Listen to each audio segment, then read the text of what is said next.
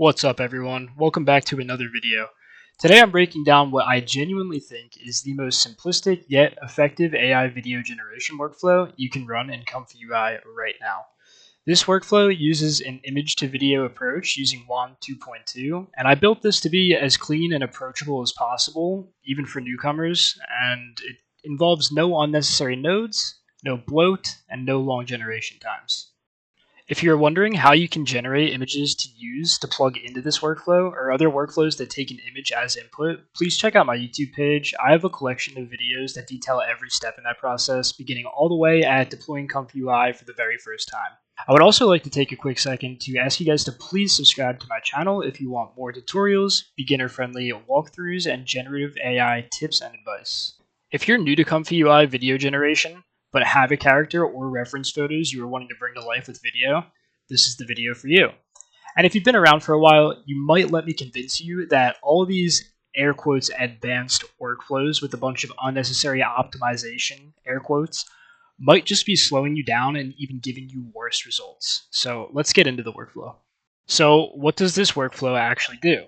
Well, you drop in a single image here, write a prompt here, and it generates a video from that image based on your prompt. That's it. WAN 2.2 image to video. The model animates your starting frame based on your prompt, and then the result is surprisingly good for how lightweight the setup actually is. Generation times are super low with this workflow. Before we get any further, you might be wondering where you can find this workflow. The workflow link is in my Discord for free in the free workflow section. A link to my Discord can be found in the description of the video or on screen right now if I remember to put it there. Again, it's free and you'll find a ton of other completely free workflows and resources in my Discord channel as well. And you can even reach out to me directly there for personalized one-on-one guidance where I am willing to teach you literally everything when it comes to generative AI content, social media expansion and growth for your AI influencers, and more. I've helped people from literal scratch with zero knowledge get successful and super high quality AI influencers up and running with great satisfaction from them. For generation times, with an RTX 4090, I recommend just using 1024 as the value in the resize image by longer side node showed on the screen here. And with the 5090, you can push the resolution up much higher. I would recommend around 1280 with the 5090, but you can probably go higher. I recommend a frame rate of at least 24 regardless of what GPU you are using. This will yield the most natural looking results. You can expect a 4 to 8 second video within as little as 3 minutes on a RTX 4090. And if you're using the 5090, you can expect even faster results in as little as 90 seconds with even higher quality. Whether that be pushing the frame rate up to something like 30 or changing the length of the video. So let's talk about the models this workflow uses because there are a few moving parts. All these models with their corresponding links can be found within the workflow shown here on screen. Just click the links to download them and then add them to their respective folders, which can also be found within this markdown node on screen. So the diffusion models, there are two of them. WAN 2.2 image to video uses a dual model setup. You'll see two UNet loader nodes found at the top here under diffusion models. There's a low noise and a high noise. These are rather large in size, so they might take a while to download, so make sure you have the respective space on your hard drive or SSD, or if you're using RunPod or a cloud GPU service, make sure that you have space on your network volume to install them. These are both 14 billion parameter models in FP8 precision, so they're memory efficient without a big quality hit. The high noise model handles the early denoising steps and the low noise model handles the refinement. They work together in a chain pipeline, so you need both of these. Moving on to the VAE, I use the WAN 2.1 VAE. I believe there is a WAN 2.2 VAE, but I just use this one. It's reliable and it gives me the best results. I've tried the 2.2 VAE and I wasn't the biggest fan. And the text encoder is there as well. You will need all of these, and they go into their respective nodes here. High noise UNet model will go here, low noise there. The text encoder will go into this clip loader, and the VAE will go into this VAE loader. Now moving on to the LoRAs, just for demonstration and ease of access for you guys to be able to see where the LoRA files go, I've expanded these LoRA loader nodes here. This workflow uses distilled inference LoRAs. These are not style or character LoRAs. These are speed LoRAs that let you run the model in just 4 steps instead of the usual 20 plus. And there's one for each model. There's a high noise and a low noise, which go into their respective nodes defined here. You can clearly see on screen. And they are also downloadable within that markdown node up there. Both are loaded at strength 1. Don't change that. These are tuned specifically for 4-step sampling, and the strength values are baked into how they were trained. Without these, you'd be running 20 plus steps and waiting a lot longer for your video. With them, you get fast quality output. Think of them as like the turbo mode for WAN 2.2. And just a side note before moving on, if you have a WAN 2.2 character LoRA trained, add them into the LoRA loader stack for increased character likeness and consistency. If you don't, no worries, this workflow does perfectly fine without them. So back to the frame count value in the WanImageToVideo node. If I were to do, for example, 24 frames, it'll default to 25 because it won't be able to do 24, but that will give me about a 1 second video.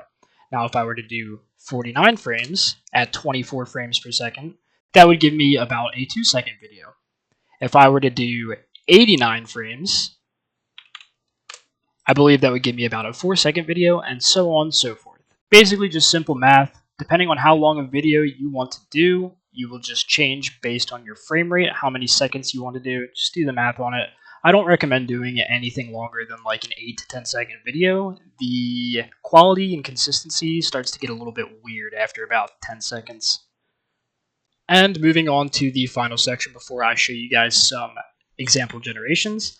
Obviously, we need to prompt here to tell the model what to do when creating our videos. So the positive prompt is where you describe the motion and scene. Be specific, be detailed, describe what the subject is doing, the environment, lighting, camera movement. WAN responds well to motion-focused language. And then for the negative prompt, I have a bunch of things that you won't want just automatically filled into there. If you're getting results that are unwanted, you can add on to this by any means, feel free. So moving right on into some examples, here is the reference photo for example 1 that I will be using. And here is the prompt for example 1 that I will be using. I'm going to run this workflow and I will put the results of this on screen when it is complete for you guys to see. While this generates, just a quick overview of the settings that I am running for this. First of all, I'm using an RTX 4090 for this example, which probably isn't ideal because I am doing 1280 as the resolution for the longer side of the image, which is pretty high for a 4090, and I'm also doing 89 frames at 24 frames per second, so kind of a long video for the resolution that I'm using for the GPU that I'm using. If I was using a 5090, this would be no problem.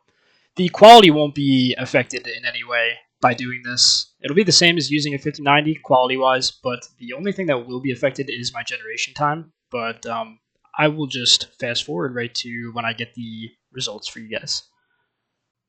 Okay guys, so quickly going through the results here. Here's example 1 that was done at 1280 by 720. Really good result here. I think this is the best of the batch, which is expected when you're using a higher quality, obviously. Example 2, 3, and 4 are all done in 1024 by 576 for the dimensions, the resolution. Not really sure what prompted the dancing here, but moving on to example 3. These were all kind of lazily prompted. I didn't really detail much at all, but we got pretty decent results overall, and with some structured prompting, you guys could definitely get much better results. Example 4 here, we got a little bit of a slow motion effect, but that can be negative prompted there. Again, needless to say that I literally just one-shotted all these videos and basically just lazily wrote up a prompt, and these are the results. So with better prompting, you guys will get insane results. I saw a couple videos that people are making with this sort of prompt engineering that they think they're doing with this super advanced workflow, and I saw everybody going really into detail about how complicated this doesn't need to be. The results that I'm getting just from these lazily prompted one-shot videos are 10 times better than the videos that they made in theirs. Not trying to shoot shots at anybody, but I'm just calling it how I see it. Their videos look like shit. No offense, but this is the best quality that I've been able to yield from WAN 2.2, and I think you guys will be happy with the results that you get as well. Please, if you enjoyed, like the video, subscribe. If you want the workflow, head over to the Discord, and I will see you guys in another video real soon.